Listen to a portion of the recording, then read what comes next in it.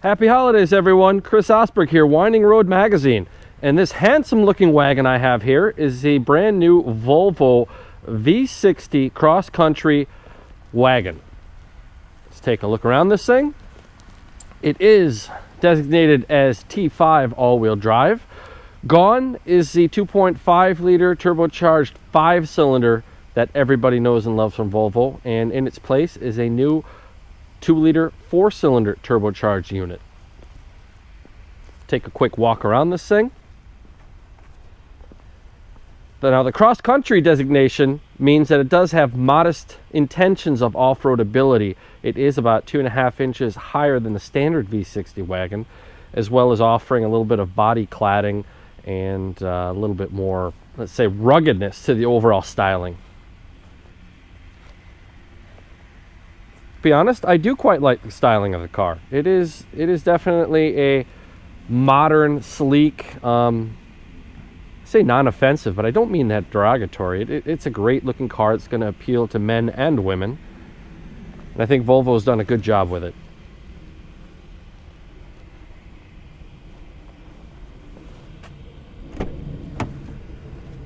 Taking a look at the inside. Volvos tend to be kind of quirky cars, and I like it in brown. You know, you got your brown Volvo wagon that is absolutely it's almost cliche, but it really works with this car. We've got some pretty cool brownish orangish deviated stitching on the seats. You can see it's got really nice bolstering. One of the high points of this interior is the seats. They're good seats. In the back, it's not too bad. It's a little bit tight back there. It's not exactly roomy, but it is the B segment wagon. It is a compact wagon, so I don't have great expectations of massive amounts of legroom. Overall, I had no problems getting a rather large Recaro child seat back there, and both my kids, so not a big deal. Open up the trunk. Here we go. Nice, well laid out, deep trunk. Got a nice floor here with, at least it's got a spare. It has a compact spare. Toolkit, jack. Seats fold down, of course. Power liftgate is absent. That is one thing it could have. On the passenger side.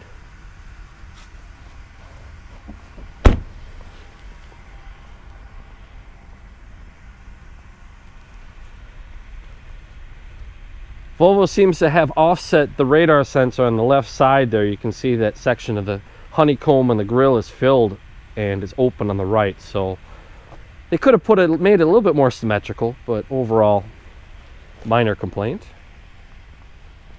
Let's take a look under the hood.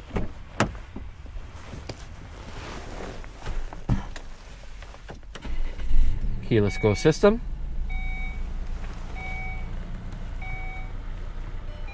Let's see, how does this work? Ah, all right.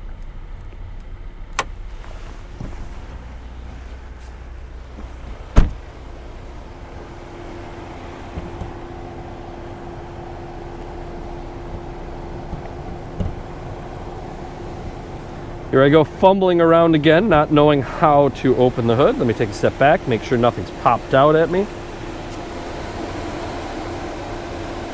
Looks like there's 2 anchors. Oh, here we go. I think I found something. Nope.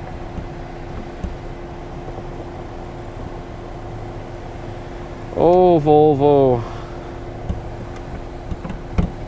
Oh, here we go. The release is only on the right side there.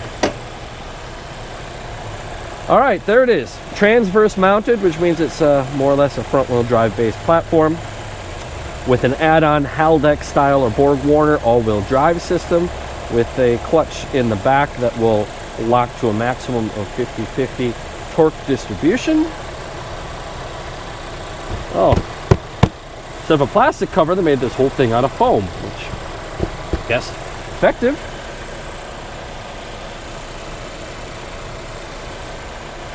It's smooth though. For a 4-cylinder, not too bad.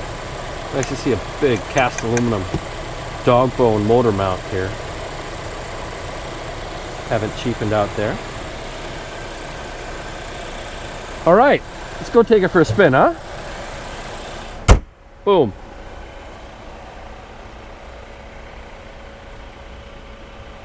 In this day and age, the bi-xenon headlights aren't the hotness anymore. They could go up and step up to full LED lighting. They do have real nice daytime running light accents there in the corner, but the headlamps are still xenon based. They are adaptive. They will follow the curves with you, but LED is now the new greatest thing.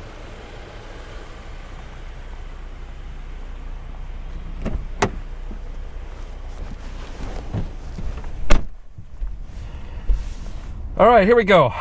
Very familiar layout for those who do Volvo. So, got your little guy here. My wife calls it my buddy. Must be implying that I have no friends, but any case, this guy will help you adjust where the airflow ends up when you adjust the HVAC system. You have their infotainment control is primarily done through this knob here, which this knob will help you select through menu-driven options. You have a number of settings or hard keys here, which handle everything from radio, media, car settings, telephone, even an internet browser. Internet browser, yes, that's something we could try. So I guess I kind of have to question the usefulness of this. This is really like Windows Windows 3 point something based almost. I mean, it is really old school. So let's type in eBay. Let's see what's going on here. EBAY. All right, ebay.com. Loading. You can see I've got full signal strength on the 3G hotspot system, or the 3G wireless connection that we get with this car, but the thing is just grinding away. If anything, it makes a cool little game when you're sitting at traffic lights. You can attempt to see if you can actually do anything with this browser before the light turns green, and trust me, it's not exactly easy. So all right, we are slowly bouncing around this display here. Let's see if I can find that search box. There we go. Let's see if we got any Volvos for sale. V-O-L-V.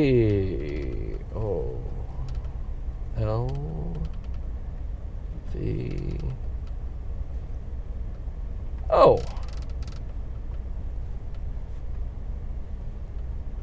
Go over to search.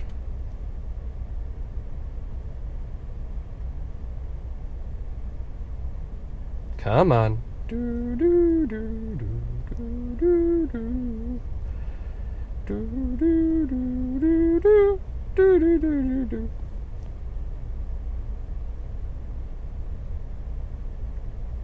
I'm going to edit some of this time out because you guys don't want to sit here for minutes on end just for me to prove my minor point here. But this browser, I mean, Volvo, cool that you tried to incorporate something like that, but go take a look at a Tesla and see how their web browser works if you want to do a web browser. So here we go. Oh, we got some sweet bricks coming up.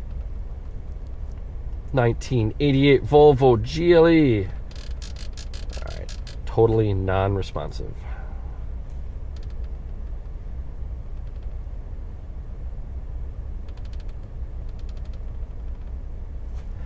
In any case, don't buy the Volvo for the web browser. All right, back to something that actually matters. We've got a nice leather-wrapped wheel. Got a bunch of buttons here, but the ergonomics are pretty good.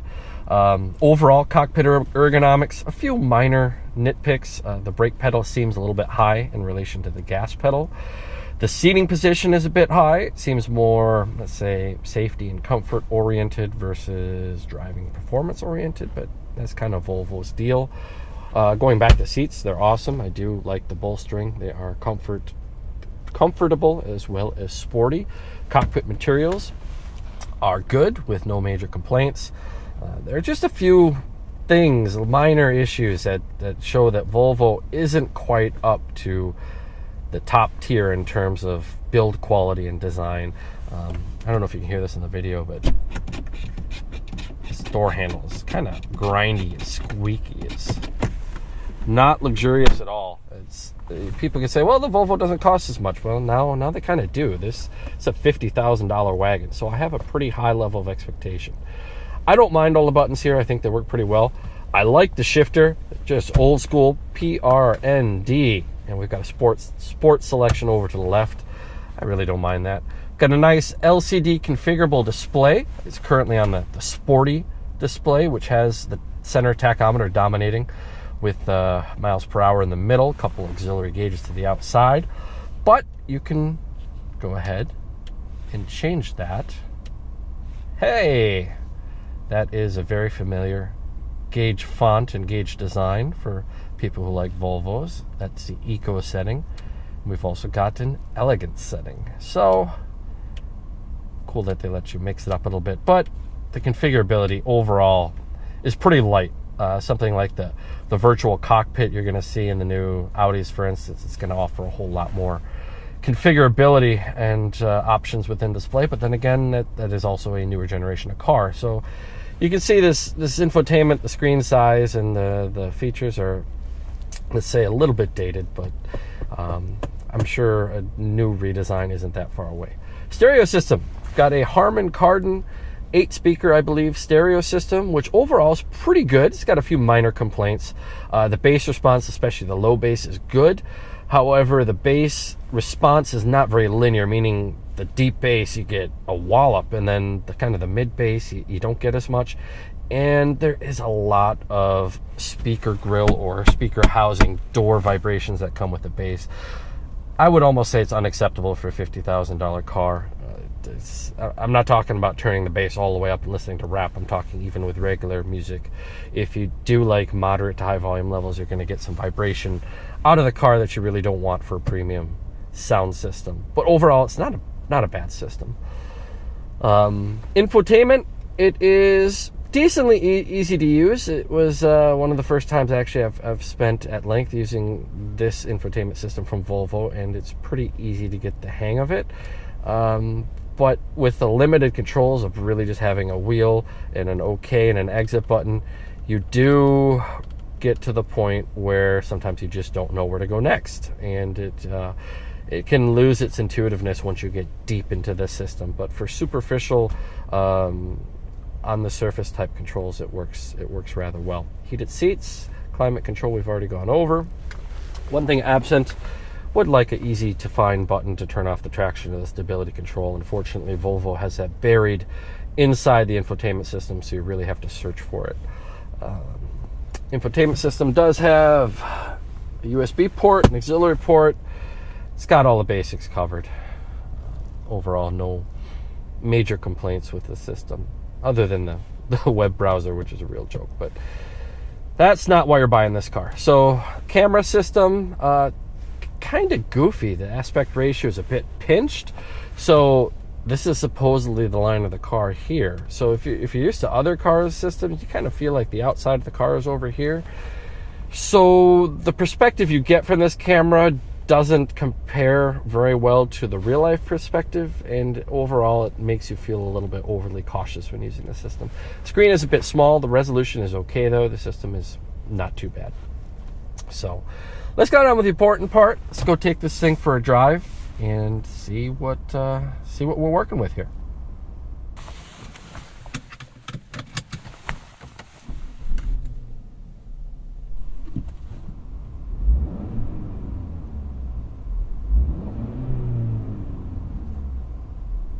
All right, the tachometer or the gauges have a real nice high refresh rate. The needle movement is very smooth.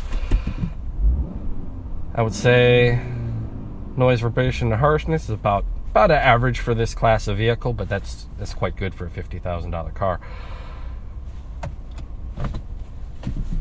But you know what? It's no 5-cylinder, so it's no secret that I love some good 5-cylinder engines. I'm a little bit disappointed that it's disappeared from this car, because 4 cylinders,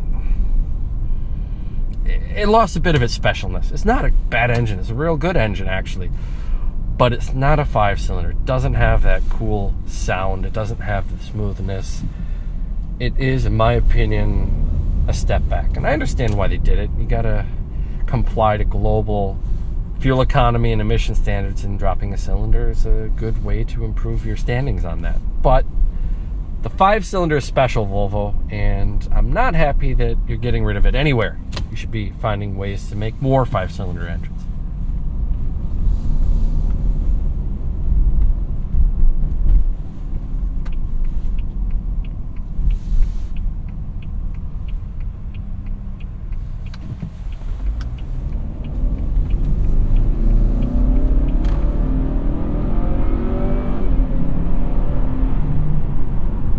Sound of the 4-cylinder is pretty good. But once again, it's not a 5-cylinder. We are using Volvo's new 8-speed automatic gearbox, which very smooth. I like it. It's well-mannered. It has a nice distinction between the regular setting and the sport. The sport gives you a nice, let's say, kick between shifts that you don't get in the regular setting. It's well matched to the car. It's well matched to the engine. Volvo has done a good job with this 8-speed automatic.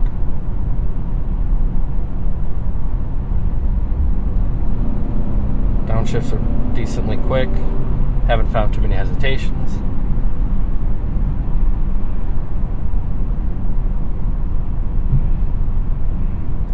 The start-stop system is pretty aggressive, meaning it finds every opportunity it can to turn off. And usually it works pretty well. There are some situations where the system becomes annoying. If you're creeping slowly in traffic, let's say if you're waiting to make like a left turn or something, sometimes it'll shut the engine off on you while you're trying to move forward, and it'll just bring the car to a stop. It's kind of surprising. I wouldn't call it unsafe, but it's a little bit annoying sometimes. And also, every once in a while, if you take your foot off the brake right as it's coming to a stop, I've had it flash a check engine light briefly at me. I'm not quite sure what that's all about. But overall, the system works pretty hard to save you fuel, and it's defeatable. There's a button down there to turn that off if you don't like it. The suspension is surprisingly firm for this car. So I know the Audi Allroad has an adjustable suspension in terms of the damping rate. It's the A4 Allroad in the US does not have air suspension, but it does have adjustable damping between a comfort, an auto, and a dynamic setting, which has a pretty big difference. And this car is pretty firm all the time. So personally, it doesn't bother me, but the key demographic of this car, you know, a lot of, I hate to say soccer moms, but I think it would annoy my wife over time.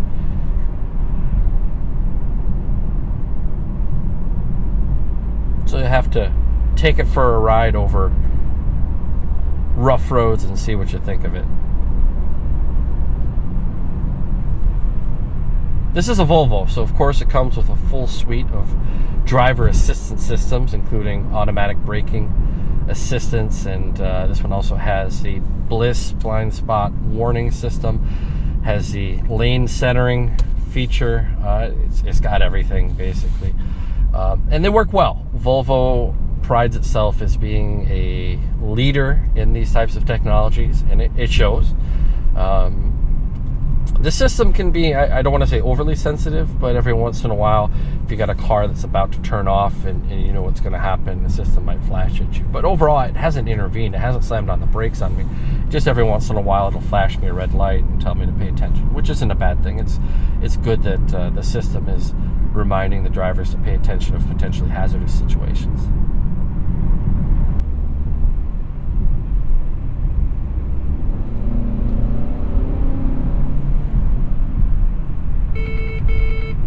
See, there we go.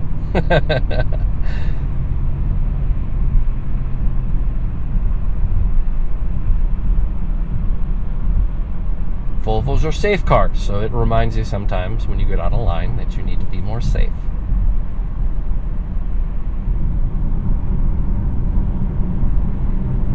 The handling overall is good.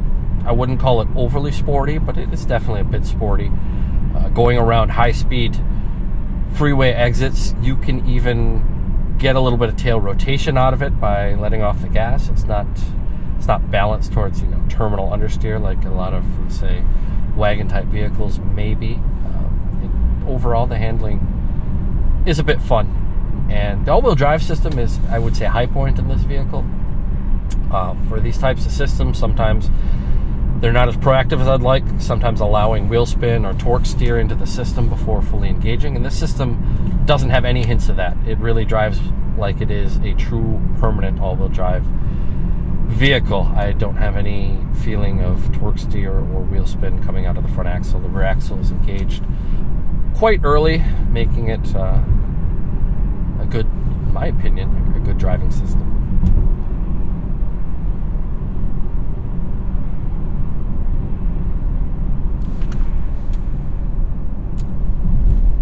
Navigation system is pretty basic. It is a dated system. I think this platform dates back to around 2011. So perfectly acceptable at the time, but probably due for a refresh pretty soon here.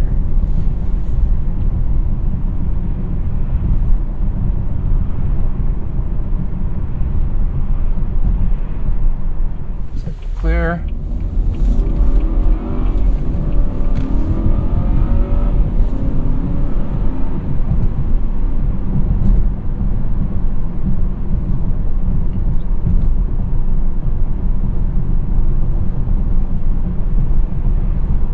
Sweeping corner.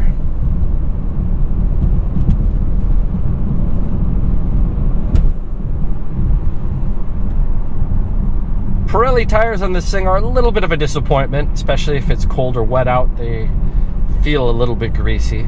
They are all-season tires, so I don't have massive expectations on performance, but compared to the Continental all-seasons that some of these vehicles are equipped with, I think the Pirellis aren't the most sporting choice.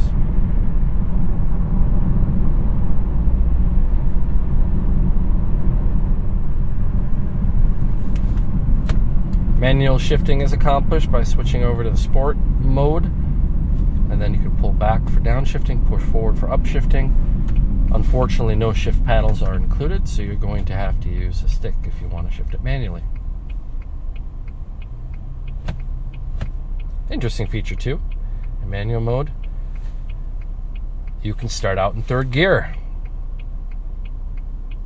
Don't know what the usefulness is there. It might be handy in very slippery ice or snow conditions. There's a lot of torque converter slip as you take off, but the car is in fact in third gear.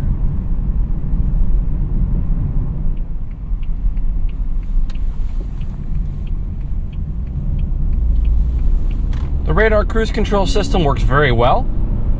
I'm happy with the performance of this feature. It is a full stop and go system, meaning it will bring you to a complete stop. Lock it onto the car in front of me here, just the following distance. Set the speed unrealistically fast and see how it follows this guy.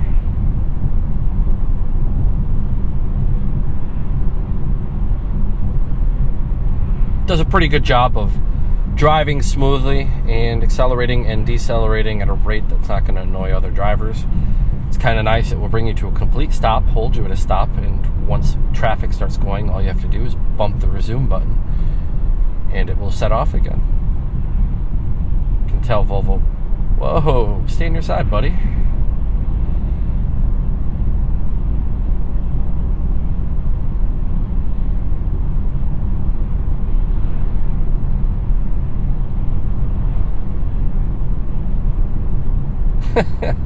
Maybe this is not the guy you want your radar guided cruise control to follow. He might just take himself right off the road here.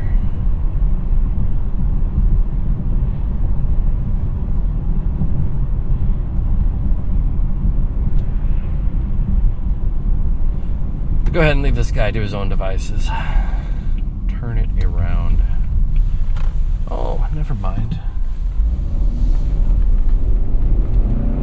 Got a nice area to test some acceleration. Sport mode engaged. I'll leave the traction control on because I don't anticipate getting any wheel spin here. Let's go ahead and power brake this bad boy.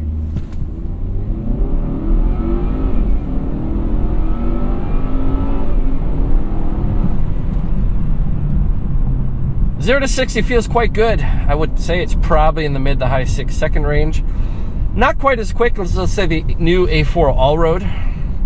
It definitely doesn't feel as sporty in the powertrain department as that offering, but perfectly adequate. Once again, it's no 5-cylinder. It doesn't sound special, so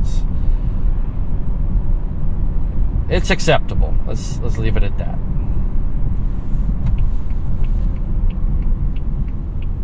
Oh goody, we have a gravel road.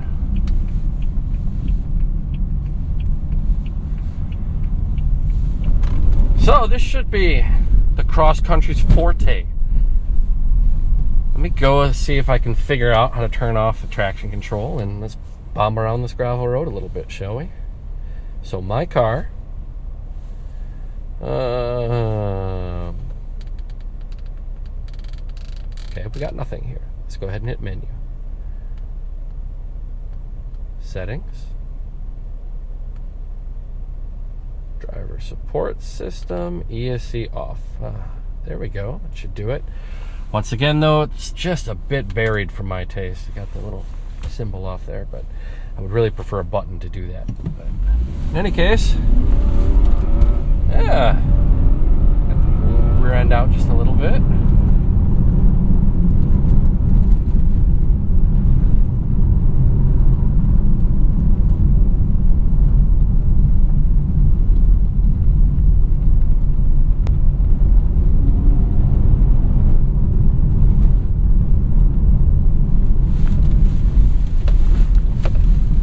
So we can definitely get the tail out.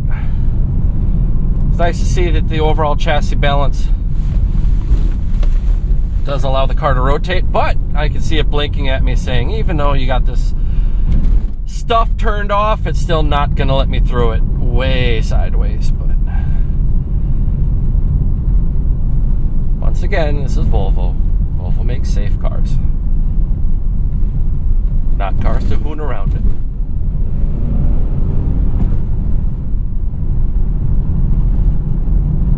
Kind of sad that a Volvo doesn't like the old Scandinavian flick. Maybe in the ice and snow it'd give me a little bit more leeway, but overall it's like,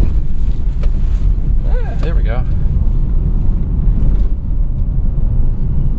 So this is a left turn where the Cadillac CT6 didn't want me to get any kind of sideways.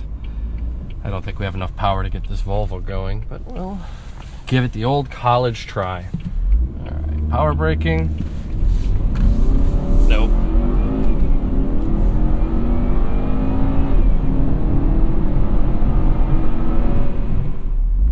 Volvo does that for you. Whoa. It hit red line there, and it completely threw me forward. It's not in manual mode, so it shouldn't do that. And that brings up probably my main complaint about this whole car. Is it's just not quite done. It's not quite polished and finished. It's a great set of ingredients. It's a good car. There's not a lot of disappointments in it, but it's just 95% done. There's just some things like when the engine's cold on a cold Michigan 30-degree morning, it'll surge and buck a little bit. Just right there where the transmission didn't want to shift. The shift programming isn't quite done.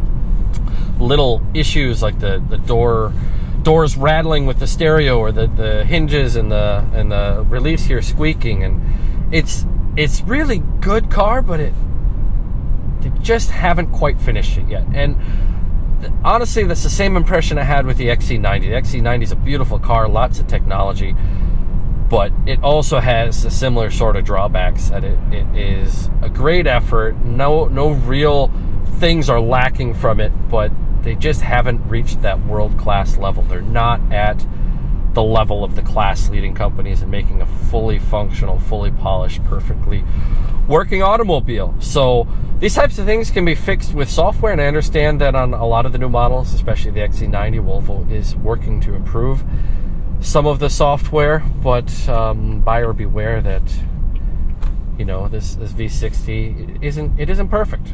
If you could put up with some minor issues here and there that might bother you, it's a great car, but don't expect it to work as well as an Audi or a BMW or a Mercedes, because it's not quite at that level yet. All right, I've got the stability control off.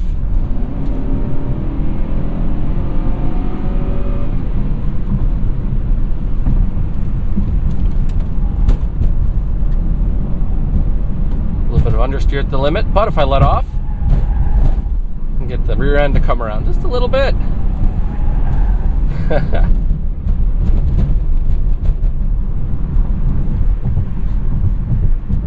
All right. So we've got the stability control turned off. Everything is in maximum sportage. Let's go ahead and see if we can have any fun on a gravel road.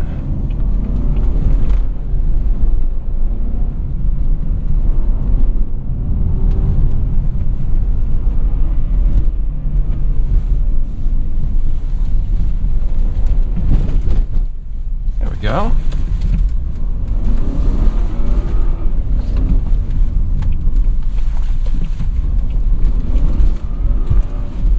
Oh, shuts down the fun pretty quick. I mean, it lets you get a little bit sideways.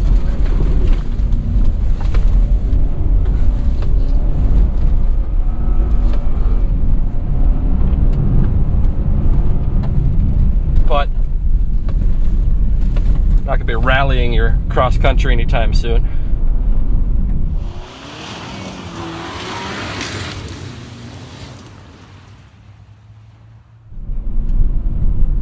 Respect to the all-wheel drive system, though, for a more or less a part-time front-wheel drive based system. It does a fine job.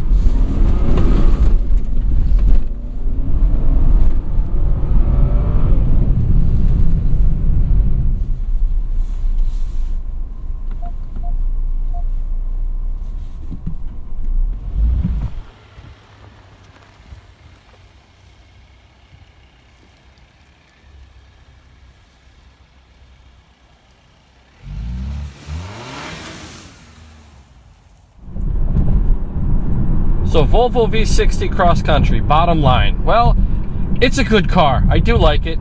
It just, as I explained before, has all of the right ingredients. It just doesn't blend them all together in a cohesive, completely finished, well done fashion. There is some room for improvement. There are some quirks that you're gonna have to learn to live with, but if you can get past that and you like some of the attributes, the smooth progressive styling, the safety, notoriety that Volvo is absolutely renowned for, it's a good option. And to be honest, there aren't that many wagons left out there, and it's good to see it's still a competitive segment. You know, I would still say the Audi Allroad, the new model, is definitely the benchmark in the segment, but the Volvo has a lot going for it. It's just not quite at that level. So if you're a Volvo fan and this is what you know and love, it's certainly not a bad choice, and I think you'll be happy with it. So thanks for watching. This is Chris Osberg with Winding Road Magazine.